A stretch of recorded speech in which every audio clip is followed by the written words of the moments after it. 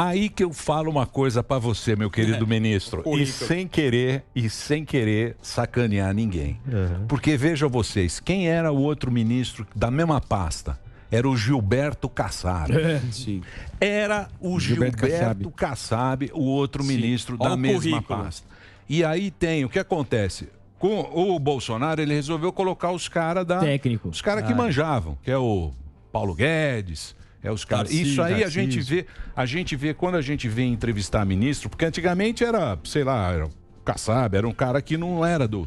Hoje mais político, né? Mais político. Eram políticos que ocupavam as pastas, do ministério, o gabinete do presidente. Isso faz uma grande diferença, eu acredito. Principalmente quando a gente vai entrevistar tal, que o cara domina aquele assunto, né? Não ficam os técnicos.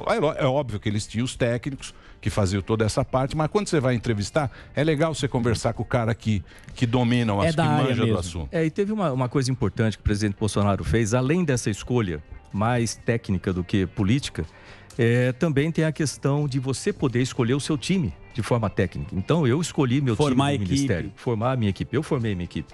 Então, isso facilita e melhora os resultados de forma geral, porque você tem mais integração do ministério, você consegue ter um time que trabalha focado, um time que cada um que trabalha em cada área, ele sabe muito bem da área. Então, pegar os meus secretários lá, você vai ver a qualidade de cada um deles. Isso faz uma grande diferença, ministro, na hora de... O que está faltando é dinheiro, né?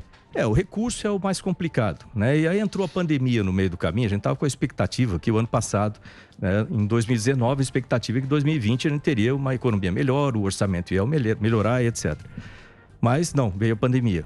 E com isso as coisas ficaram muito complexas. Apesar da gente ter tido uma ajuda emergencial, foi 1 bilhão que a gente recebeu em 2020, separado em 600 milhões para empresas e 400 milhões colocados na ciência e tecnologia básica do país, que isso empurrou um monte de resultados que a gente tem esse ano, mas aquilo foi essencial naquele momento. Mas você fala, 1 bilhão parece bastante dinheiro, mas compara só com o desenvolvimento de uma vacina, uma da Pfizer, por exemplo, você vai ver quantos bilhões que eles investiram em uma vacina. E a gente está desenvolvendo 15, né, com menos um pedaço desse valor aí. Então dá para ver a diferença. E nós temos cientistas no Brasil que são extremamente capacitados. Então, se você tem o recurso e tem essa capacidade humana, a gente consegue fazer muita coisa. Para o ano que vem, a expectativa é melhorar muito o orçamento do Ministério. Como?